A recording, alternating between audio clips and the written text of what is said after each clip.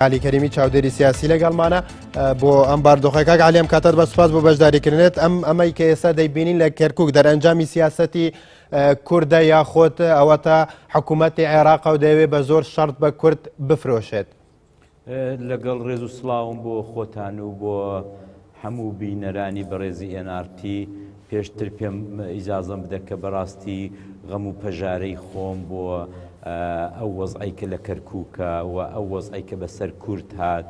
دوای ساڵانێکی ساڵ دوای 26 ساڵ لە حکوومەتی خۆماڵی بەڕاستی داغ و پەژارەی خۆم دەرببڕم. حقیقەت ئەوەیە کە با لە پێش هەموو شتێکدا کاکە مراجانەوەت پێ بڵم من هەرگیزا و هەرگیز شک و گومانم لە حکوومەتە مەرکەزیەکان و دەسەڵاتی عەرەب لە بەغدادا نەبووە بە درێژایی ئەم 100 ساڵێک کە ئەوە بەڕێی دەکەین. هەموو جارێ دەسەڵاتانی بەغدا بە حکمی شۆڤێنی بوون و بە حکمی ڕەگەزپەرستی بوونیان هەرگیزا و هەرگیز ددانی خێریان بە کوردان نەهێناوە. ئەمە لە کەس شاراوە نییە و ئەوە شتێک نییە کە ئەمە لێرە مزایدەی پێوە بکەم یا پێم وابێ شتێکی تازەم کتۆ. حقیقەت ئەوەیە کە دەسەڵاتی عەرەب ئەمن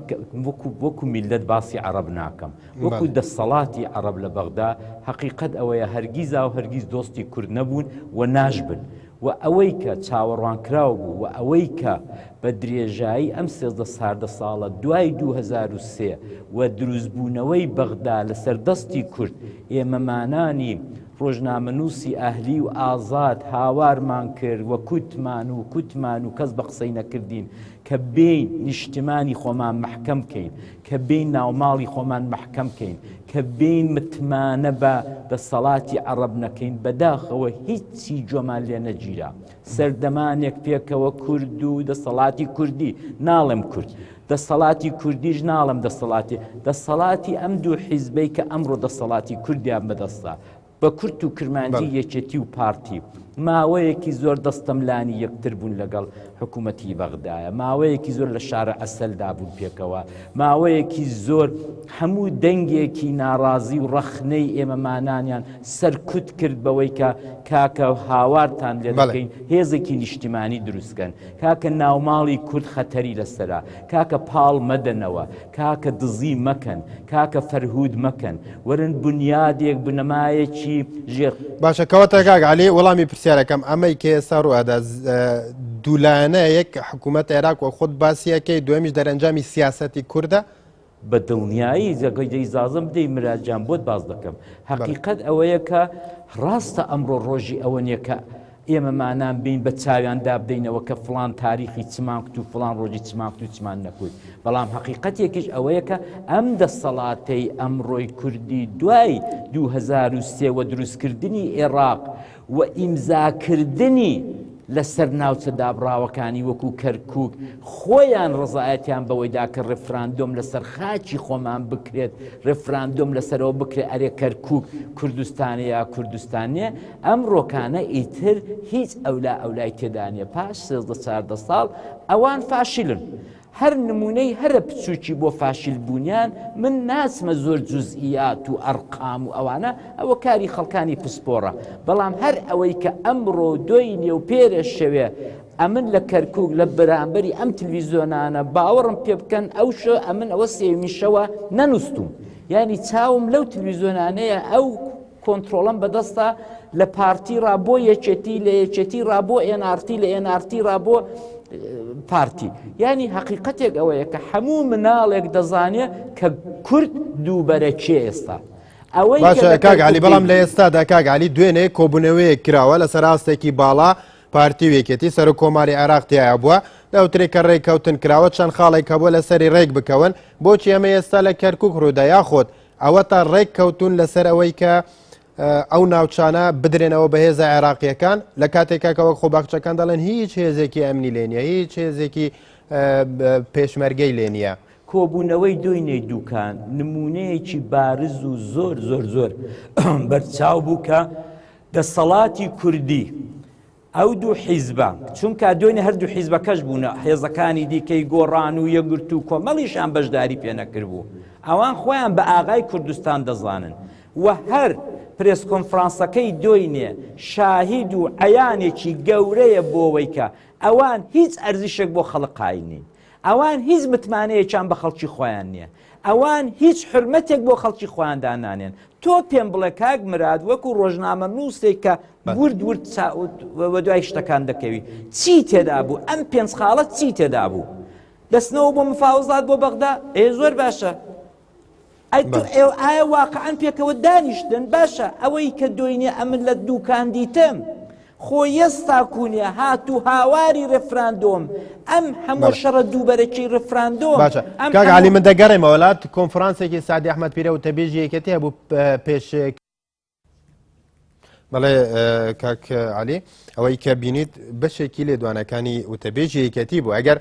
سەرنج بدەیت لەم بارودۆخە لە جیاتی کۆبوونەوەی سەرکردە سیاسیەکان و بینینی چارەسەرێک بۆ بارودۆخی کەرکووک بۆ نمونە ئەو لایەنێک یاخود پارتی تۆمەتبارێکەوەڵە کە هەندێک دەمڕوت وەک خۆی دەڵێت ئەلبەتە پێویستە دەمکۆتیان بکرێن لەلایەن سەرۆکی پارتیەوە. ئەم ناکۆکیانە لەسەر ئێستای بارودۆخی کەرکووک چەندین لێدوانی تریش هەیە دواتریەی نەسەری بۆچی ینی ئێستاشی لەگەڵ بێ کورد ناکۆکە کە مەترسی لەسەر شارێکە کە سەدان ساڵە کورد شەڕی لەسەرەکەوە بە دڵی کوردستان ناوی دەبا. ئەوە هەر ئەوە کاک سعدی ئەو دووسێ دووشەیەی تەئیدێکی تەواوی بۆ چوونەکانی ئێمەمانانە کە بەڕاستی هیچ تەوافقێکی نیشتیمانی دوای 26 ساڵ حکوومەتی خۆماڵی هیچ تەوافقێکی نیشتیمانی هیچ هێزێکی نیشتیمانیمان دروست نەکردووە. وەزارەتی پێشمەرگە درۆیەکی شاغدارە. هێزی پێشمەرگەی 70 فشەیە بەڕاستی. ئەتۆ وەرە بزانە ئێستا کوونە ئەوەی کاک سعدی دەڵێ زۆر زۆر ڕاستە. ئەمن لە دوێنێ شێوەوە مچۆڕێک بە بەدەنم دادێت کە بەعزێک میدیای پارتی بە ئەلەنسەلاتی جنێوی سووک دەدەن جنێوی سێکسی دەدەن سێکسی دایک و خوشک و باب و ئەوانە. یعنی ئەمە ئەو پەڕی داوەشینی موڕاڵ و ئەخلاقی کوردیە کە ئەتۆ لە میدیایەکی ئاوا زەر و زبر و زەبەلادا ئەوەندە ئەدەبیاتت بێنی خوارێ و حەقیقەتێک ئەوەیە کە ئەگە تۆ بە دیوێکی دیکەدا ئێمەمانان زۆر زۆر عاتفی بیر دەکەینەوە و زۆر زۆر دەمان هەوێ شەڕی براکوژی دوورکەینەوە لە خۆمان دەنا ئەوەی کە لە دوینێ و پێرە شەوێوە لەم تلڤیزۆنانە ڕوویدەدا بە تەواوەتی ئینشقاق و شکافێکی گەورە لە نێوان یەکێتی و پارتی وەکو دوودانە هێزی کە کەرکووک ئیدارە دەکەن و هەموو کوردستان ئیدارە دەکەن بە وازحی دەیبینین. تەنیانەت پیرە پیاوێک دەیبینێ پیرێژنێک دەیبینێ منداڵێک دەیبینێ و هەر ئەو قسانەی کە ئەلەم تەلڤیزۆنانە دەرەسێت قسەکانی ئێمە و ڕاست دەخاکە. ئێمە نەمانتوانی هێزێکی نیشتیمانی ئێمە نەمانتوانی هەستێکی نەتەوایەتی و لە چنین شرایەتێکدا بە تۆبزی بە زۆری کاک مەسعودی ئێمە ڕێفراندۆمیان پێکردین و ئەمە نەتیجەکانێتی و ئەمن هیوادارم کە هەرچی زووتر خەڵکی کەرکووک خۆی بێتە ناو مەیدان و ئەم دوو هێزە فڕەداتە دەریە و پێیان بڵێ بڕە ئێوە متمانەتان بە ئێمە نییە قسەی ڕاستمان بۆ ناکەن. تەلڤیزۆنی پارتی شتێک دەڵێ هەڵات کەیوان چۆل کرا مەتار چۆل کرا ئەوی دیکە دەڵێ ئەوە تاوە لە مەتارین دادی پێمان نیشاندا. تەنانەت هەندێک لە سەرکردەکانی یەکێتی دەڵێن ئێمە بەرگری لە نەوتی دزراو ناکەین. کێ نەوتەکە دەدزرێ؟ بەڵێ حەق دقیقەن هەر ئەوە جا وەختێک دووسێ ئەندامی سەرکردایەتی هەر ئەو بەیانەی هەر لەم تلڤیزۆنەی ئێوە لە تلڤیزۆنی کورساتیش ئەمن جۆم لێبوو کە دەڵێ ئێمە بەرگری لە نەوتی دزراو ناکەین. ئەو میلەتە دەبێت چی بکە؟ میلەت حقیقت ئەوەیە کە میلەتێکی یەکجار ئەوەمان هەیە بە تااقەتمان هەیە بە سەبرمان هەیە. کاک عەلی دەگەڕێمە وڵات میوانێکی دیکەشمان لەگەڵە بە بیر و بۆ چۆنەی شوێر بگرین دکتۆر هەڵمە دەگەڕمە وڵات. کاک عەلی ئەگەر بەپێی قسەکانتان بێ بڕێککەوتن کراوە هەم دکتۆر هەڵمەت و هەم جەنابیشێتی ئەگەر ڕێککەوتنێک کراوە ئەگەر بڕیار لەسەرەوە دراوە پاشەکشێ بکەن لەو شوێنانە لەو ناوچانە کە پێشووتر ڕێککەوتنیشی لەسەر کراوە کەواتە بۆچی ئەم بەرپرسانەی کورد بە هاوڵاتیان ناڵێن بۆی خەڵک ماڵ و حاڵی خۆی چۆڵ نەکا بۆی خەڵک تبن هەڵ نەگرێ و نەچێتە سەرجادەکان شەڕ بکە بۆچی بە خەڵکی ناڵێن ئەمە ڕێککەوتنێک بووە ئێمە کردومانە بۆچی ئەو لێدوانانە دەدرێت لە ئێستادا دەیانەوێت تۆمەتەکە بخەنە پاڵ یەکتری دەیانەوێت یەکدی تۆمەت بارکەن بەوە لە کاتێکە خۆیان دوێنێ کۆبوونەتەوە و خۆیان ڕێککەوتنیان کردووە. ڕووداوی کەرکووک لە دوێنێ و پێرەوە مەسەلەی هەشتی شەعبی و پێشتریش مەسەلەی ڕێفراندۆم بەڕێی من ئێمە وەکو میلەتی کورد وەکو خەڵکی عام دەبێ بەڕاستی دەرسێکی یەکجار گەورەی لێوەرگرین. ئەویش ئەوەیە کە هەمووی ئەوانە بە زمانێکی زۆر سادە، دوور لە دیپلۆماسی، دوور لە موئامرەی حیزبی ئیستیخباراتی یا تەحلیلێکی سەیر و عەجایبی جیهانی، حەقیقەت ئەوەیە کە زۆر سادە منداڵێک دەتوانێت لێ حاڵی بێت کە ئەم دوو هێزە سەرێکیەی هەرێمی کوردستان لەگەڵ میلەتەکەی خۆیان درۆ دەکەن. وە گەورەترین درۆکانیان ئەوەی دوێنێ دووکان بوو کە هیچ گونە ڕوونکردنەوەیەکی شەفاف ئەم هەموو ڕۆژنامە نووسا هاواری دەکرد دەی کورد چ دەقەومێ لە کەرکووک، هەر لە کۆڵ خۆیان کردەوە هیچ شتێکیان نەکرد. وەرە سەیری پێنجخاڵەکە کە بزانە پێنجخاڵەکە چی تێدایە. حەقیقەت ئەوەیە کە ئەم دوو هێزە بۆیان لواوە، بۆیان چۆتە سەرێ لە جەهالەت و لە نائاگاهی خەڵک سوء ئیستفادەیەکی زۆر گەورە دەکەن. میلەتێکی فەقیر و هەژاریان دەستکەوتووە کە زۆر حافزەی تاریخەکەی باش کار ناکە. کاکە ئێمە حەق وایە لە پێشدا دڕوویەک لە دڕچێک لە لەشی خۆمان ڕۆکەین وەکو میلەتی کورد. حەقیقەت ئەوەیە ئێمە چاودێرێکی باش نین بەسەر دەسەڵاتی سیاسیەوە. وڵاتانی پێشکەوتو وڵاتانێکە هەستی نیشتیمانیان بە قووەتە، وڵاتانێکە لەسەر ئیرادەیەکی نەتەوایەتی پێدا دەگرن، ئەوە میلەتەکەیانەکە چاودێرێکی زۆر باشە بەسەر دەسەڵاتی سیاسیەوە. بەعەکسەوە دەسەڵاتی سیاسی لە هەرێمی کوردستان و بە تایبەت ئەو دوو باڵا کە لە کۆنەوە کاکە حەقیقەتی مەسەلەی کەرکووک ئەمە زۆر دەگەڕێتەوە کۆنتر. ئەتۆ هەر لە ساڵی 91 و 92 بۆ لە 1 دوای ڕاپەڕین وەرە لە 2003 کە ئێمە ناوچە دابراوەکانمان هەموو هاتەوە دەستمان دوای وەی کە ڕژیمی خێنخۆری سەدام حوسێن بە هاوکاری ئەمریکا لە ناوچوو ڕۆیشت. کاکە ئێمە لە داخی یەکتر یەکێتی و پارتی کەرکووکمان لە دەستدا ئەو دەمی. ئێستاژەوە خەریکین ئەینی سناریۆ بڵاو دەکەین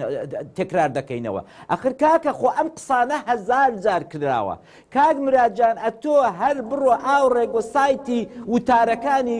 NRT بدەوە، سایتی NRT، سایتی شارپرێس، سایتی هاوڵاتی قەدیم لێڤین. کوڕە کاکە ئەم قسانە 100 جار کوتراون. سەرکردایەتی کورد سەرکردایەتی نییە کاکە. کۆمەڵێک خەڵکی بازرگان کۆمەڵ کاکە خۆوە قسەی من نییە، خۆیان بە یەکتری دەڵێن، سەرکردەکان بە یەکتری دەڵێن. سپەی نەبانەچن قسە بۆ من سازکە بڵێن لێرە میوانە ئەلی لێرە میوانە قسەمان. کاک عەلی ئەگەر دەرفەتم بەی کاک عەلی با دکتۆر هەڵمەت دەڵێت ئەوەی کە کراوە ڕێکەوتنێکە و ڕێکەوتنێک ڕەنگە ئیقلیمیشی تیا بێتن. یعنی لە ماوەی ڕابردوودا بەردەوام باس لە ڕۆلی ئێران دەکرا، لە خودی قاسم سولەیمانی دەکرا کە فشار دەکات، ڕۆلی هەیە، وەزانیاری هەبوو کە لە کۆبوونەوەکە ڕۆلی هەبوو بە یاخود ئەمانە تاچەند لەژێر کاریگەری ئەمانەوە دێن ڕێکەوتن دەکەن، یاخود تاچەند پەیوەندی بەو فشارە ئەقلیمیانە هەیە لەسەر ئەگەر بڵێن یەکێتی یاخود بەشێکی یەکێتی لەگەڵ عێراقە کە زۆر جار بڵێن پارتی زیاتر ئەمە دەدەورژێنێ لە میدیا و باسی دەکات، تاچەند ئەمە شتێکی بڵێن واقعیانە و پێشبینی کراوە کە شتێکی وەها ڕووی دابێ. بە دڵنیایی ئەمە بۆ چوونێکی دروستە مرادجان، بە دڵنیایی ئەویش لەوەوە دەگەڕێتەوە وەختێک دەوڵەتانێکی ئیقلیمی کە سەدان ساڵە دەوڵەتن وەکو ئێرانی شیعە، وەکو ئەوەی کە 39 ساڵە کەس نەیدەکوت مەلا ئەوەندە حکوومەت دەکا لە ئێران، بەڵام دەبینی حکوومەت دەکا و لەگەڵ ئەمریکا بەربەرەکانی دەکا و لەگەڵ ئەوە تا ئەوە پاسداری ئێرانی لە لوبنان و لە یەمەن و لە بەیروت و لە سووریا و لە عێراق و لە هەموو جێگایەک بڵاو بۆتەوە ئەوەی کە خومێنی 39 ساڵ لەوە پێشکوتی ئەمن ئینقلابی ئیسلامی سادر دەکەم هەمووی دنیای تێوەردەدەم. ئەوە بە عەمەل دەبینین ڕۆژهەڵاتی ناوەڕاست لە ژێر سەیتەرەی ئێرانێدا دێ و دەچێ ئەکابرایەک بە تاقی تەنیە کە ئەم هەموو مەعارزەی کوردی ڕۆژهەڵات لێرن بە تاقی تەنە دەنێوماندا دێ و دەچێنە لە کەس دەترسێ نە حیساب بۆ کەس دەکا دێ و دەڕاو دەستور و ئەمر دەدا. ئەمە دەزانی ناشی چیە؟ ئەمە دەقیق فەقەت و فەقەت لە بێئیرادەیی دەسەڵاتی کوردیە. دەسەڵاتی کوردی لە باشووری کوردستان هیچ دەسەڵاتێکی نییە، هیچ ئینتمایەکی نیشتیمانی نییە، هەرگیزا و هەرگیز. ئەمن باسی پێشمەرگایەتی ناکەم، بەڵام دوای 91 و 92 کە شۆڕژگێرەکان هاتنەوە شار و پاتەی ئادیداسیان فرەدا و دەستیان کرد بە ژنهێنان و ڤێلاکرین و سیارەکرین، ئیتر مەسەلەی نەتەوایەتیان لەژێر خاگنا لەژێر قۆندەرەکانیاننا و ئەوە تا دەبینین بە درێژایی 26 ساڵ شەڕی براکوژان بەسەرداهێناین، سیویەکی ئابیان بەسەرداهێناین. ئەم هەڵە گەورەیەی لە 2003 زمانی برێمەرمان بۆ هاتە پێشەیە کاکە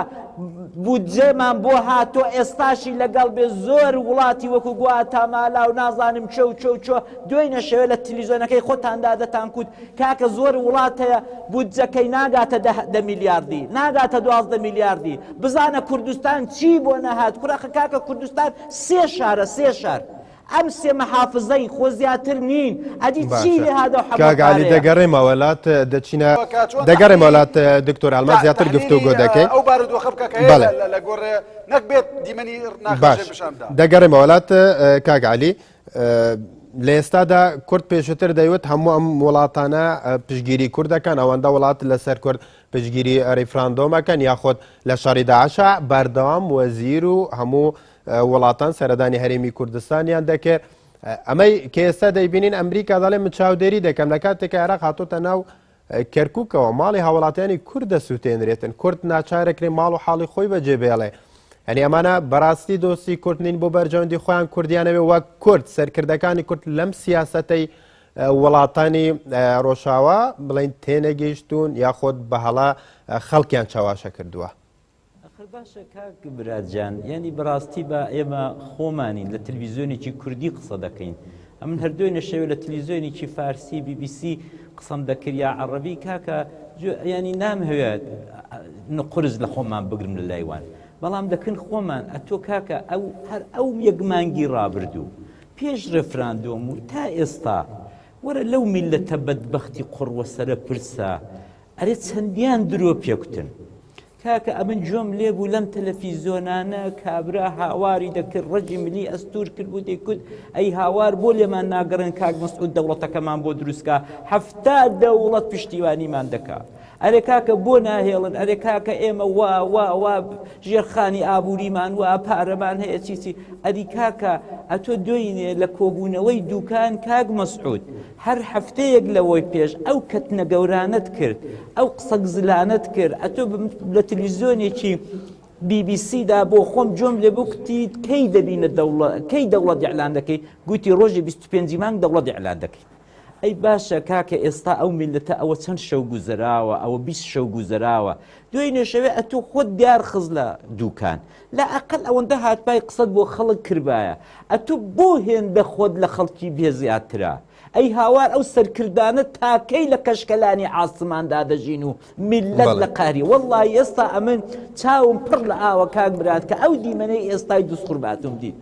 بیزە بە 39 ساڵ لەوەی پێشم وەبیر دێتەوە کە سپای پاسداران لە ڕۆژهەڵاتی کوردستان دروست بوو.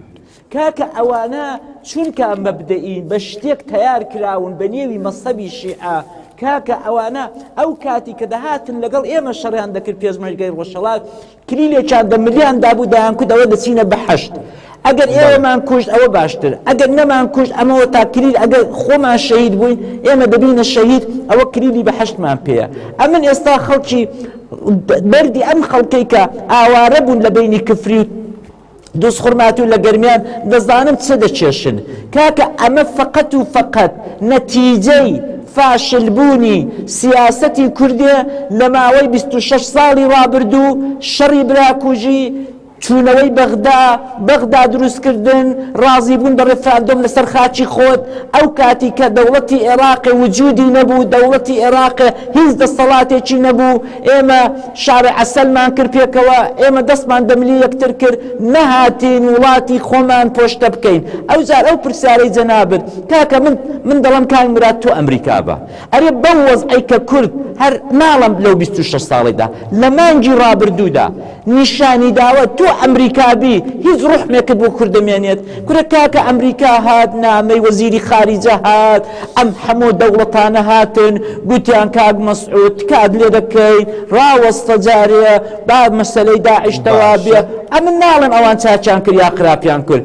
ئەوە بەڵام ئەوە کوتیان کاکە لەبەر دڵی ئێمەش بێ ڕفراندۆم ڕابگرە بە قسەی کەسمان کرد ئێستا علی دەگەڕێمەوە لا دەچمەوە قەندیل سەر قسەکەی تۆ کاک علی و دەڵێ پەیوەندی بە ڕیفراندۆمەوە نیە زۆریش ئەم قسەیە شابیان هێرشی دەکرد خۆ ڕاست دەکات دکتور هەڵمەت بەڵام ئەو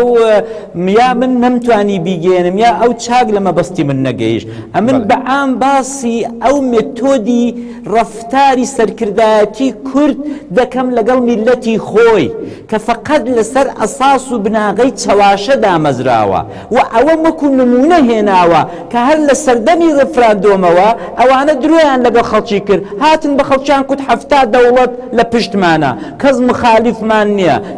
چیەوەی کە ئەیتر ئەو خۆت دەزانی دکتور جان کە چیها کادرانی پارتی فشەیان بەوەیەوە کرد و مزایدایان کرد و تەنانەت کەسێک بە ئاستەم و دوو بەڵایەک ڕێیەکی مخالیفیە بە فدایان کردە جاشوشتی ئاوە ئەمن ئەو پۆپۆلیزمی جاهلیەتەم مەبەست بوو کە نمونەی بێنمەوە کە دەسەڵاتی کوردی ئیسفادە لێ دەکات کاک علی منەمە یەکشت بڵێم فعلا ڕاستە دەسەڵاتی سیاسی کوردستان و سەرکردەکانی سیاسی کوردستان ڕاستگۆ نین ئەگەر ڕاستگۆن و فەرم و بایەستە ڕوونکەنەوە بزانم چیە گوزەرە لە کەرکووکە بەڵام مەسەلەی هێرشکردنی حاجی شعبی و پەلاماردانی کەرکووک و چورکردنەوەی بەوەی کەوا لەگەڵ ڕیفراندۆمە ڕەبتی نەخێر من پێم ناخ دیسانەکانە لێ تێ نەگەیشتی کار دکتور جان من مەبەستم ئەوە نییە کە مقعەمیش لەگەڵ تۆ یەکەم لە فکرەی جەنابەت یەکەم من لەگەڵ تۆم بە دڵنیایی دەڵێم ئەمن لە ساڵی 2014ەوە کە ئەو ئەندامانەی پارلەمانی کوردستان کە دەنجیاندا بەبوونی حەشتی شەعبی ئەمڕۆ دەبێت لە دادگایەکی خەڵقی مەحکەمە بکرێن ئەمە لە 2014ەوە کە ئەمن خۆم لەگەڵ دوو هێزی کۆمەڵە چوون بۆ ئەم کەیوانەی کە ئێستا دەڵێن گیراوە هیوادارم کە نەگیرا بێت ئەلەوێ ماینەوە ئەمن لەوێ دەمزانی کە دوای داعیش شەڕی دیکەمان تۆش دەبێت دەزانی چۆنە کاکە بازرگانی و تەجارەتی سیاست یەک شت تەزمینی دەکا ئەویش ئاژاوە و شەڕ محیط و ئاتمسفەرێکی شەڕ بەرژەوەندی بازرگانەکانی سیاسی ڕادەگرێت بۆ ئازادی بۆ هەموو دنیا کەچی ئەوە مەجموعەیە سەرکردەی سیاسی عسکەری بە کەیفی خۆیان یاری بە هێزی پێشمەرگاکە کاک هەڵمەت کەس شک و گومانی لەوەی نییە و تەنیا سەرەتانێک کە ئەمڕۆ یاسپەینێ تەشەنە دەکا و میلەت لە ناو دەبا هیچ نەبێ خەڵکی کەرکووک لەوەی زۆرتر داغدار دەکا دووبەرەکی دەسەڵاتی کوردیە پێشمەرگەی ئەوە دیمەنەکانن وەک دەیبینین کاک مراد دەبینێکم هەیە فەرموو کاک مراد بە کورت و کرمانجی دەنگم دێ بەڵێ بەڵێ بە کورت و کرمانجی زۆر کۆنکریت ئەمن یەک ڕەئی ئاخری خۆم بڵێم ئەویش ئەوەیە کە هەر کارە ساتێک لەوە خراتر ئەوەی کە ئەو دیمەنانەی ئێوە دەیگوازنەوە بەڕاستی جەرێک بڕن بەڕاستی پێمان خۆش بوو چۆر باین وە کەرکووکمان ئاوان نەدیبایە بەڵام ئەوەی کە ئەم هێزانە بە تایبەت دوودانە دەنگە ناڕەسەنەکەی پارتی لە دووشەوە دەیکا کەرامەتی شکاندنی کەرامەتی تاچی کووردە هەر ئەم ڕۆکانە کابرا دوێنێ شەوێت دەیکودوایان لێ دەکەین ئەگەر پیاون وەرنە پێشێ ئاواتان لێ دەکەین واتان لێ دەکەین جنێوی سووکی دایک و خوشکی دەدا ئێستا هەر ئەمڕۆ ئەم تاکە نیشان دەدەین کە ئەوە دەڕوا بەجێی دێڵێ ئەمە شکاندنی کەرامەتی تاچی کووردە دوو لەگەڵ هەمووی موامەرە نێودەوڵەتیەکان و بە تایبەت ئیقلیمیەکان کە هەمومان دەزانین برادرانیش باسییان کرد کە لە کەرکووک دەگۆڕەدایە چ لە عەبادی چ لە قاسم سلەیمانی چ لە دەوڵەتانی متتەفیقەوە هەمووی ئەوانە بەلایەک بەڵام دووبەرەکی و دوو حیزبی بوونی ئەمڕۆی ناویەکێتی گەورەترین بەڵایە و هۆکاری سەرەکێ بۆ شکانی کورد لە کەرکووک ئەوەی کە ئێمە بە ئاشکرا دەیبینین یەکێتی نیشتیمانی ئەم ڕۆکانە لە دوو حیزبی زۆر دژ بە یەک زیاتر ئینشقاقیان تێکەوتووە ئەوەی کە دوێنە لە دووکان سەرکردەی یەکێتی نیشتیمانی دەیڵێ لەگەڵ ئەوەی کە ئەو ڕۆکانە لە میدیاکانی ئێوە سەرکردایەتێکی دیکە بەشێکی دیکەی سەرکردایەتی یەکێتی دەڵێ ئەمە دوو حیزبی تەواو دژ بە یەکن و ئەم دووبەرەچێ بۆتە هۆکاری سەرەکی ئەوەی کە تەوازنی قوا لە کەرکووک نەمێنێ و ناسادەقی و ناڕاستکردن و درۆکردنی پارتی دموکراتی کوردستان و بەسەرداگرتن و تەنیا مەبەستی لە کەرکووک هاڤانە و بای حەسەنە ئەوانە دەبنە هۆی قوڕبەسەری میلەتی کورد. باشە دکتۆر دەبین هەروەها دوازانیاری لە ڕێگەی پامنێرەکانمان بۆتان دەگوازینەوە کاگالی دەگەڕێمە وڵات کە بەردەوامی لەگەڵ ئێمەیە لە ئێستادا تورکیا لە هەواڵێکی بەپەلایە دەڵێ پشگیری تەواوی هەنگاوەکانی عەبادی دەکەین بۆ پاراستنی ئاسایشی کەرکووک خوێندنەوەت بۆ ئەمە چیانی هەڵوێستی تورکیا کە ڕێککەوتنی بازرگانی لە نێوان هەیە و بەردەوام تورکیا وەکو دۆستێکی کورد و پشگیری کورد ناسێنراوە ئەوە هەر دەگەڕێتەوە بۆ ئەو ڕوانگە کلاسیکە کۆنەی کە کورد هەروە زۆر بە ئاسانی بە تایبەت لەگەڵ دوژمنەکانی سەرەکی خۆی زۆر متەوازەعانە هەڵدەستێ و دادەنیشێ زۆربەی شتەکانی شەفەویە هیچ شتێکی بە عەقد و بە شاهیدی دوو دەوڵەتی ئەجنەبی نییە. ئەمە قسەیەکە کە زۆر لەمێژە لە ناو سیاسەتی کوردیدا زۆر دڵسۆز و زۆر خەڵک کردویانە و تەنانەت دواتر کە خۆیان شکستەکانیان بەسەرداتەوە خۆشیان کردویانە بەڵام بەداخەوە دووبارە هەر تێکرار دەبێتەوە. حەقیقەت ئەوەیە کاکە مراجان زۆر خەڵک هەبوون کە لە ڕەوابتی ئەم 15 ساڵەی تورکیا و هەرێمی کوردستان یا باشتر بڵێم تورکیا و ئاکپارتی و پارتی دموکراتی کوردستان یا باشتر بڵێم ئۆردۆغان و بنەماڵی بارزانی شک و گومانیان هەبوو کۆمەڵێک تێبینیان هەبوو کۆمەڵێک سرنجیان هەبوو بەڵام تۆ دەبینی تەواوی ئەو سرنجی دڵسۆزانە تەواوی ئەم تێبینیانە تەواوی ئەو تەحلیلانە بە وڵامی ناشیا و تۆ جاشی تۆ نازانم چی تۆ چی بە بوختان بە ئەوانە بەوانە وڵام درایەوە و هیچ جۆیەک نەبوو کە جۆ بگرێت لە قسەی ڕەخنەی ئەو دڵسۆزانە. حقیقەت ئەوەیە کە ئێمە هەموو دەمانزانی و دەبوو سەرکردایەتی کورد بە تایبەت ماڵی بارزانی ئەویان زانی بایە کە تورک هەرگیزا و هەرگیز ڕۆژێک لە ڕۆژان ددان بە مافی نەتەوەی کورد دانانێت. ئەوان لە مێش ساڵە هەر لە ئەتاتورکەوە دەسەڵاتی تورکی نەیشاردوێتەوە دژی نەتەوەی کوردە. نه زۆربەی وڵاتانی دیکە کاگالی من دەگەڕێمە وڵات بە دوازان یاریەکان دیارە باشەکەیەوە دەگەڕێمە وڵات کاگالی لە ئێستادا تا چەند کات دەڕوا بارودۆخەکە ئاڵۆستر دەبێ و سەرکردایەتی سیاسی کورد تا ئێستا قسەیەکی یاخود بەیاننامەیەک خۆت کۆبوونەوەیەکی بەپەلە تا ئێستا لە میدیاوە باس نەکراوە نازانین لە پشتەوە تا ئێستا هەیە یاخود ناوە هەروەها لێدوانی جیاجیا هەیە لە ئێستادا کێ بەهانای کەرکووکەوە بچێ کێ بە هاواری ئەو خەڵکەوە بچێ کێ ڕێگری لە حەشدی شعبی بکات لە ئێستادا. لە حقیقەت ئەوەیە کە ئەوەی کە ئەمە دوو ڕۆژە دەیبینین و ئەو ڕۆژ لە بەیانیەوە بۆ خۆت دەزانی کاکە مراجان ئەنواعی خەڵک ئەوە قسە دەکا لە فەرماندا لە ئەندامی سەرکردایەتی لە خەڵکی کەرکووک. حقیقەت ئەوەیە کە زۆرتر بوونی موئامرەی لێدێ تاکوونێ بوونی ڕەوتێکی تەبیعی شەڕی کورد و عەرەبیا شەڕی کورد و حەشتی شعبی. حقیقەت ئەوەیە کە کورد ئەمن بۆ خۆم وەکو چاودێرێکی سیاسی نازانم کورد چیە بەڕاستی ئێستا لێم سرم لێشێەوە ئەرێ باڵێکی یەکێتە باڵەکەی دیکەیەتی ئەندام سەرکردایەتەکانی مەرجعێکمان نییە. ئەمن نامەرجع هەرنا نەتەنیا مەرجع کوڕە مەرجع بۆ خۆیان ئەمن بەبێ مەرجعیش ڕازیم بەڵام لە ئاخر هیچ نەبێت کۆمیتەیەک سەرکردایەتێکی موەقەت ڕێبەرێکی موەقەت لە چەند کەسایەتێکی کە بەڕاستی ڕابردوویەکی پاچیان هەیە هیچ نەبێ بازرگانیان نەبێ لە کەرکووک. حتا ئەوەشمان نییە ئەمڕۆ دەبێ کورد بێتە سەرجادە. بەڕاستی من ئەوڕۆ خۆشبەختانە 100 ساڵ بەسەر شۆڕشی ئۆکتۆبری سۆڤێتی کۆندا تێدەپەڕێ کە لێنین کردی. کاتێک لێنین شۆڕشی کرد لە شارەکانی رووسی قەدیم سۆڤێتی قەدیم شەڕی گەورەی جیهانی یەکەم بوو حربی یەکەمی جیهانی بوو. زۆر کەس گوتیان کاکە ئەم شۆڕشە ڕاگرێت چونکە دوژمنی دەرەکیمان دەست لە دەرێ شەڕی عالەمی ئەم شەڕە عالەمیە گەورە بەڵام تۆ دەبینی شۆڕشی ئۆکتۆبری مەزن کرا 100 ساڵەوەی پێشڕێک و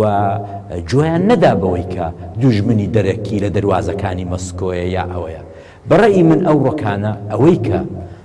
لە هەمومان معلومە و کەس شک و گومانی لێنێ سەرکردایەتێکی درۆزنمان هەیە سەرکردایەتێکمان هەیە کە لەگەڵ میلەتەکەی خۆی پاگنیە منی محەلیل کاکی وای لێکدەروی سیاسی چۆن ئێمە لێکدانەوە بکەین وەختێک هیچ زانیارێکمان نییە ئەمن نازانم دوێنێ لە پشتی پەردا چی لەگەڵ قاسم سولەیمانی کتراوە ئێستا ئەوڕۆ پێشێکە بێمە ستۆدیۆی NRT 4-5 تەلەفۆنم لە دۆستی زۆر نزیکم کار بەدەستی ناو یەکێتی کرد کتم کاکە تۆزەکەم معلومات دنیا من معلوماتم پێ نییە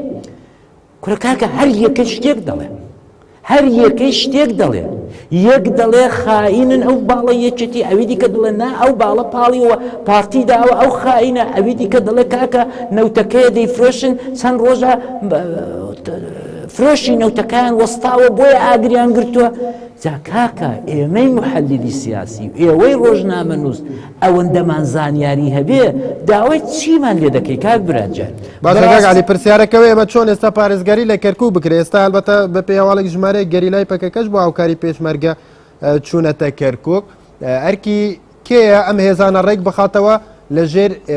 چاودێری سەرپەرشتی یەک فەرماندەدا بن بۆی ئەوەی کێسە لە کەرکووک ڕوودەدا خراپتر نەبێ وەڵڵی ئەگەر من ئاواتەخواز بووم وەکو تەجروبەی ساڵانی پێشوم لە ڕۆژهەڵاتی کوردستان و مێژووی وڵاتانێک کە شۆڕشیان تێدا کردووە هەر ئەم ئێوارەیە کۆمیتەیەکی شۆڕژگێری ئینقلابی لە خەڵکی خۆبەقش لە خەڵکی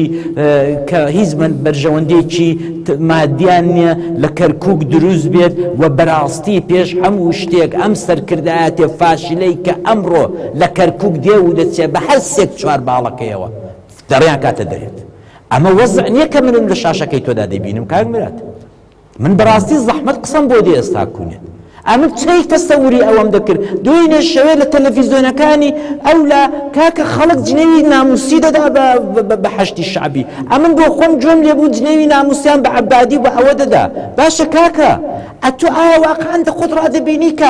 ئاوا بڵێ ئەمن میزیان پێدا دەکەم ئاوا بێ بڵێ ئەمن داخەمە ژێر قۆندەرەی خۆم ئاوا بڵێ ئەوانە بەمەبەست کراون بەڵێ دوێنەکانە بۆ خۆم جۆم لێ بووە هەموم جۆ لێ بووە دەڵە قۆندەرەی دەخەمەمی ئەگەر پیاوە بێت ئەڵان ئەتۆ ئەو دیمەنانم پێنیشاندەی ئەمە سوودکردنی تاچی کووردا کورە کاکە خەڵکی ئەزنبی ئێستا چاومان لێ دەکا دوژمنەکانی ئێران و تورک و عەرەب چاومان لێ دەکەن هەمووی ئەم ساتیان هەیە یەک شتیان مویەکیان لەدەست دەرناچێ کاکە جان ئێوە بۆ وا دەکەن کاکە ئەی سەرکردایەتی کورد بە خاتری خوای بە خاتری ئەو پیرەژن و پیرە پیاوانەی کە ئێستا بەو گەرمایی لە کەرکووک هەڵدێن کاکە وەرن قبولی بکەن کە ئێوە شکست و خوار لە بەڕێوەبردنی وڵات کاکە ئێوە قبولی بکەن کە ئێوە دایک و باوێکی باش نەبوون بۆ میلەت وەرن کاکە هەرچی بردووتانە کورە کاکە بێنن سەرنوشتی ئەو میلەتەی بدەنە دەستی خۆیان وەڵڵاهی من دڵنیاتان دەکەم تا ئێوارێ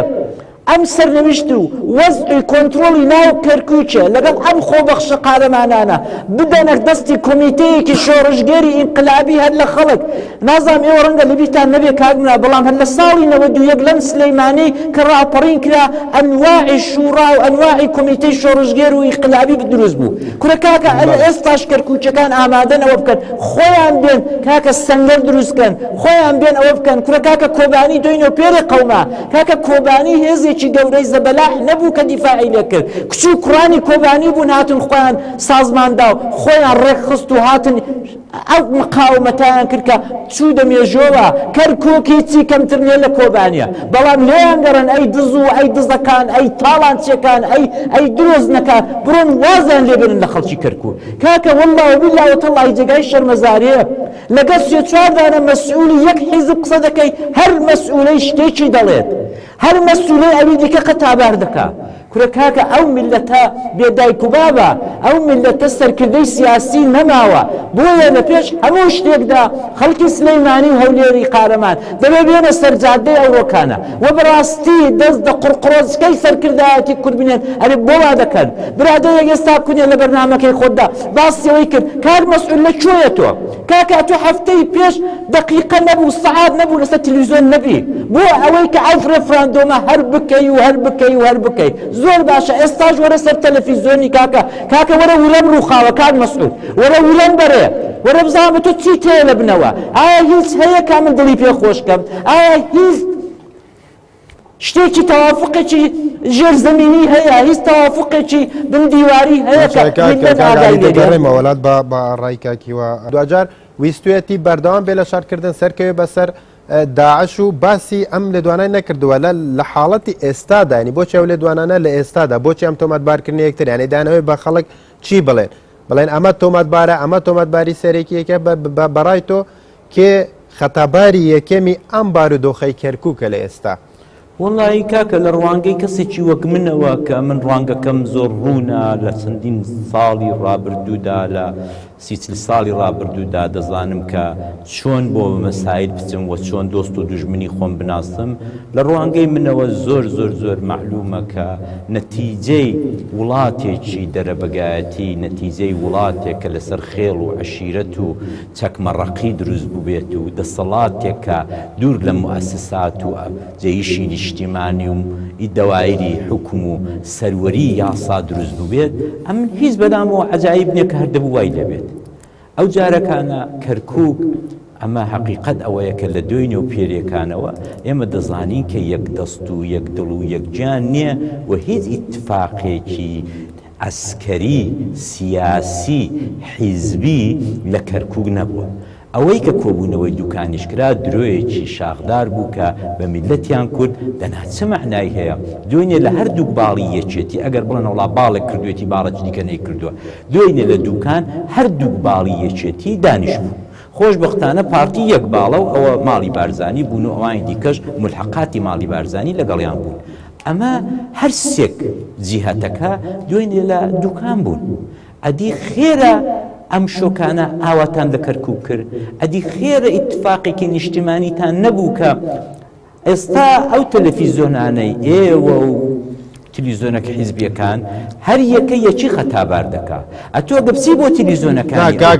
ئێمە کاگالی ئێمە کەس خەتابار ناکەین تۆ ناڵم کاکە تۆ ناڵەمە تۆ حیزبت نییە کاک مراجان تۆ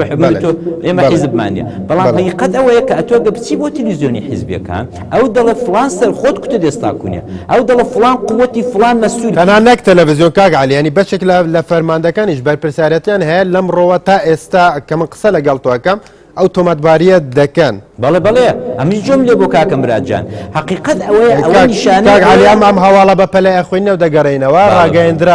ڕاگەیەندراوێک لە فەرماندەی گشتی هێزی پێشمەرگەی کوردستان ئەو وڵاتانی خۆشەویستی کوردستان ڕای گشتی ناوخۆ و دەوروبەری کوردستان بەرەبەیانی ئەمڕۆ 16 دەی 2007 بە هێزەکانی حەشدی شعبی سەر بە سوپای پازارانی ئێران بە فەرماندەی ئیقبال پور و بە هاوکاری هێزەکانی عێراقی هێرشێکی بەرفراوانیان بۆ سەر کەرکووک و ناوچەکانی دەوروبەری کەرکووک دەست پێ کردووە ئەوە هێرشە باشکرا ڕاگەاندنی شەڕە لە دژی گەلی کوردستان ئەو پەلامارەکە لەلایەن حکوومەتی عێراق و حەشد و هێزەکانی سەر بە قەرارگای قودسی سوپای پازاران ئەنجام درراوە تۆڵە سندنەوەیە لە خەڵکی کوردستان کە داوای ئازادیان کردووە و تۆڵیان لە خەڵکی سەربەرزی کەرکووک کە هەڵوێستی مەردانەیان نواندووە بەداخەوە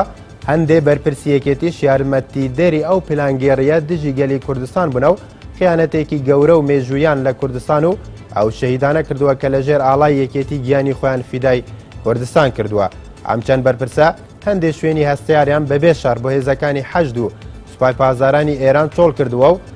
کۆسرەتیان بە تەنیا جێهێشتووە بەگشت لایەکیش ڕای دەگەێنین کە ئەو پەلەمارەی حەشد و هێزەکانی عێراق بە چەک و زریپۆش و دەبابەی ئابرامزی ئەمریکی و چەکی دیکەی هاوپەیمانان ئەنجام درراوە ئەو چەکە ئەمریکانە دەمێکە لە ژێرناوی شەڕی داعش بە سوپای عێراق و حەشد دەدرێت ئەوە لە خاڵێکدا بوو کە لە شەڕی داعشدا پێشمەرگە چەکی پێویستی پێنەدرا بۆ شەڕ و بەرگری لە بەرامبەر تیرۆریستاندا لێرەدا گەلی کوردستان لەوە دڵنیا دەکەنەوە کە سەرباری بوونی ناپاکی هەندێک بەرپرس و پلانگێری حکوومەتی عێراق و سوپای پازاران بەڵام هێزی پێشمەرگەی کوردستان بە ورەیەکی بەرزەوە لە هەموو شوێنەکان بەرگریەکی قارەمانانە دەکات و جەختیش لەوە دەکەنەوە کە ممکن نییە با پلانگێرەی ئیرادەی گەلی کوردستان تێک بشکێنێت و ڕێگە بدەین نایارانی گەلی کوردستان سەر بکەون تاوە لە هەموو پێشمەرگە ڕاستەقینەکانی گەل و وڵات و جەماوەری خۆراگر و دژمن بەزێن دەکەین ئەوەی لە دەستیان بێت بیکەن بۆ بەرخودان و تێکشکاندنی پەلاماردەران. بەرپرسی یەکەمی شەڕفرۆشتن بە گەلی کوردستان حکوومەتی عابادیە و دەبێ بە قورسی باجی ئەو زوڵمەی بدات. فەرماندەی گشتی هێزی پێشمەرگەی کوردستان 16 دەی 2017 کاگالی کاک مراد ئەمەتان دەمێڕای تۆی لەسەر وەرگرت حقیقت ئەوەیە کە هەر ئەو بەیان نامەیە ناکامڵە ئەو پەیان نامەیە زۆر بڵم چی ساویلکانەی کە لەم دەقیقەیەدا لەلایەن فەرماندەی گشتی یا هێزی پێشمەرگە یا وەزارەتی پێشمەرگە خۆ من نازانم چییە بەڕاستی فەرماندەی گشتی هێزی پێشمەرگەی کوردستان ینی کاک مەسعود بەڵێ باش کاک مەسعود جان با بینە پای حەق و حیساو بە ئەوە ئەتۆ باست کرد کە چەندانە مەسئولی گەورەی عسکەری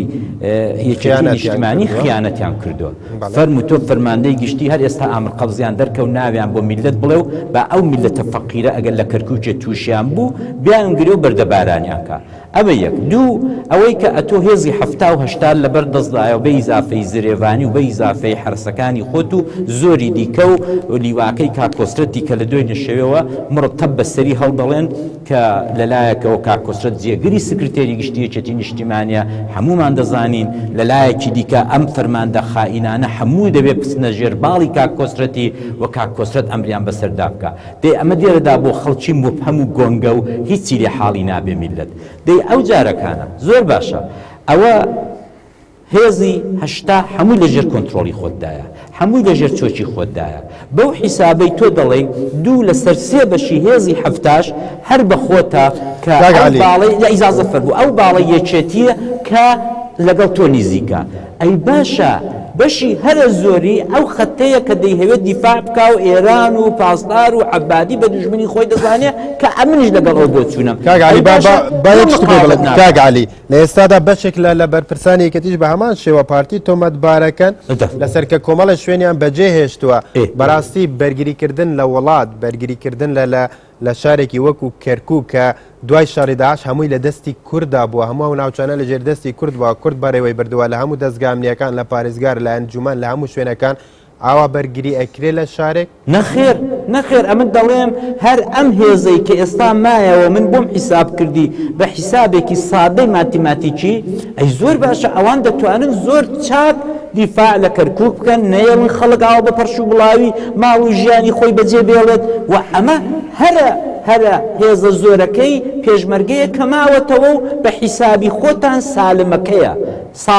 ساغڵەمەکەیە ئەی باشە تو دەڵی سێ چوار فەرماندەی بەرەی یەکێتی ئەو باڵی یەکێتی خیانەتیان کردووە کاکە ئەتۆ یەک خۆت بە سەرۆکی هەرێمی کوردستان دەزانی سێ دانە ساڵە بە زۆری خۆت ڕاگرتووە دوو کاکە خۆت بە فەرماندەی گشتی هێزی چەکدار دەزانی وەکو ئیمام خومەینی وەرە کاکە وەرە پێی بڵاو فەرماندانەیە چێ بۆ میلەتە مەزلومەی بەسە بەڕاستی بەسە میلەت نابێ قبولی بکە میلەت چی دیکە نابێ ئەو سەرشۆڕێ قبول بکە ئەوەی کە لە تەلەڤیزۆنەکان ئەمە دەیبینی ئێستا کونیە بە هەموو تەلەڤیزۆنەکانەوە ئەتکردنی کەرامەتی تاچی کوردە باشە کاگالی دەگەرم وڵاتکاکیوە ئەوەی کە لە ناو خۆدا تۆمەتبارکردنەکە بڵێ فڵانە کەس تۆمەتبار کراوە یاخود ئەمە خەتایان بووە ئەمە خەتا بار بووە بەڵام خۆ لە دوجار لە کەرکووک کەس ناڵێ فڵانە فەرماندە ئەڵێ هێزی پێشمەرگێ ئەڵێ کورد لە دنیای دەرەوە خەڵکێک وای بینێ کە کورد کەرکووک بەدەست کوردەوە بووە دوجار ناڵێ فڵانە فەرماندەی کورد حتا لە میدیا جیهانیەکانیش هەتا لەسەر ئاستی نێودەوڵەتی وڵاتانیش هەتا بڵێن لەسەر ئاستی خودی هاوڵاتیانی وڵاتانی دیکەش بە بەو شێوەزە دوجار کاتی خەتەبارکردنە یاخود پێویستە ئێمە بڵێن کورد لە کەرکووک پێویستە چی بکات چانگاوێک بنێ بۆی ئەو شکستە ئەگەر ناکۆکی لە ناوخۆ هەیە ئەگەر لە ناوخۆدا کۆمەڵی فەرماندە خەتابارن بەڵام خۆ لە دنیای دەرەوە وا سەیری کورد ناکرێت دقیقا مراد جان حقیقەتەوەی هەر مێژوو شەروا دەنووسێتەوە بەداخەوە مێژووی کۆنی شەراوە نووسراوەتەوە کۆمەڵک خەڵک ئەنواعی کاری خراپ و خیانەت و هەموو شتێکی کردو و دوایە ئەوان وەک بەرزەکی بانان بۆی دەرچوون و ئیتر مێژوو جوورێکی دیکەی نووسێتەوە ینی مێژوو سپینی ئەگەر باڵی کاکۆسرەتی لە دەسەڵاتدا بوو لە دوا ڕۆژدا 20 ساڵی دیکە 30 ساڵی دیکە جۆرێکی دەنووسێتەوە باڵی هێرۆخانی مامجەلالی بنەماڵی مامجەلایی لە دەسەڵاتدا بوو جوورێکی دەنووسنەوە باڵی بڵێماڵی بارزانانی دەدەسەڵات دابوون بۆ منداڵەکانمان زۆری چکەی دەنووسنەوە ئەوە حقیقەتێکە بەڵام حقیقەت ئەوەیە کە ئێمە بەبێ مناقەشە بینی من و فڵان و تۆ و فڵان ڕۆژنامە نووس و فڵان سەرکردە ئەوەی کە عەیانە حاشای لێ ناکرێت سەرکردایەتێکی فاشیل نەیتوانی دوای ڕێفراندۆم سیاسەتێکی دروست و حیسابی بگرێتە پێش یا پێش ڕێفراندۆم زۆر بە قسەی خەڵکی نەکرد کۆمەڵێک خەڵکی فاشیلی نازانم ئەو وەزیری متەقاعید و لێکەوتووی کە بۆ نان و کەبابێکی زۆر ماستاو دەکەن وەمە بۆ خۆمانەوانەمان دیوە لە ئەوروپایە ئەوانە پێدوانە بێ شتێکی سەیر و عەجایبن دانهێنن بۆ سەری ڕەش و بۆ دیوەخانی جەنابی بارزانی و ئەمانە دێنن دەکەنە والی میلەتی کورد و دایانکەنە خەمخۆنی میلەتی کورد و دەڵێن ئەوە ئەزنەبیەکان وا دەڵن و خۆڵ بە چاوی خەڵکی پێدا دەکەن ئەوە نەتیجەکەیەتی من بم ئەم ستاکوونێ ناهێڵم بگاتە سەعات 8 شەو هەموو ئەخباری تەلەڤیزیۆنەکانی کوردی بەوە پڕ دەکەم جەنابی سەرۆکی هەرێمی کوردستان و فەرماندەی گشتی هێزی پێشمەرگە بەهۆی ئەو شکستە گەورەی کە لە ماوەی ڕابردوو لەسەر ڕەهبەری کوردستاندا تووشی بووە ئیستقالەی کرد و بەڕێوەبەرایەتی و سەرکردایەتی خۆشی پێش ڕێفراندۆم دەڵێت من هەموو بەرپرسیارەتێکی هەڵدەما پێت وایە لە ئێستادا ئەو قسەی تۆ ئەوەی ڕێفراندۆمی مراجان بۆ قەید ناکە ئەمە لەوەی ناچینێتەوە بەڵام ئەوەی کە دوێنێ و پێرێ لەسەر هێزی پێشمەرگە کە مەرکەزی فەخر و شانازی و شەرافەت و ناموسی میلەتی کورد بووە بە درێژایی ئەم چەند ساڵە سەدان خەڵکمان پێچۆر کردووە ئێمە خاوەنی پێشمەرگەین پێش هەموو شتێک پێشمەرگەی شەرافەتمەند و قارەمانی ئەم ڕۆکانە نابێ ئەم ئەدکە قبولکە بڵێ وڵاکەواتە هۆکارەکەی پێشمەرگە نیە پێشمەرگە هەمیشە ئامادەیە شەڕ بکەوە هەمیشە ئامادەیە قارەمانی بنوێنێ بەڵام سەرکردەکان سەبەبن قسەکەی خۆت کوتە دێستا کنێکە کوتت سپینە دوا ڕۆژ شەر دەڵێن میلەت خەتابارە و ئەخر لەبیرت نەماوە ئەو دەمی لە شەڕی براکوژی هاتن لەو سلەیمانی پاڵاسەی کە دووبارە یەکێتی و پارتی ئاژبوونەوە کوتیان مام جەلال بەڕێز مام جەلال و بەڕێز کاک مەسعود لە هەموو کەس بێگوناحتر دەرچوون ئەمن حەقیقەتەکەی ئەوەیە ئەوڕۆ بۆ پێشمەرگە هاوڕێیانەی خۆم دەڵێم قبولی مەکەن کە ئەوەتاندا بەسەردا سەپێت ئەمڕۆ هێزی پێشمەرگەی کوردستان لەژێر فەرماندەیی مەسعودی بارزانی شکستێکی گەورەی خواردووە ئابروچوون بووە و کەرامەتی تاکی کوردیشی بەخۆیەوە شکاگالیت خوا دەمەوێت ئەوە هەم دیسانێک لایکەنەوە لەبەرەوەی پێشمەرگەکان بەردەوام ئاڵێن یعنی ئەوان قارەمانن ئەوان شەرکەرن بۆی دواتر منیش وا دەڵێم خۆیان فەرماندەکان خەتابارەکەن سەرکردەکان خەتابارەکەن مراد جان منیش ئەوەی دەڵێم من بۆ خۆم پێشمەرگە بووم کاکە یەک مەسئول مەفرەزەی ئازا 15-16 دانە پێشمەرگەی دەکردە پڵینک ئەزانی کاگالی ینی کۆمەڵێک وێنە لە تۆڕە کۆمەڵاتەکان بەڵاو بوونەتەوە پێشمەرگەن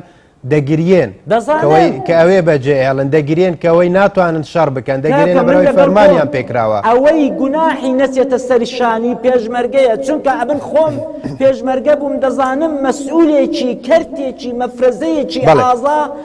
پێشمەرگەکانی دەکردە پڵینگ مەسئولێکی خێڕی هەر 15-16ەکەی تەسلیم دەکردەوە کاکە خۆ ئەوەمان دیوە بەڵێ کاکالی سوپاس بۆ ئێوە هەرێک لە علی کەریم چاودێری سیاسی هەرەوەسا سید سەلیم ئەندامی مەکتەبە سیاسی حەزب زەحمەتکێشێن کوردستانێ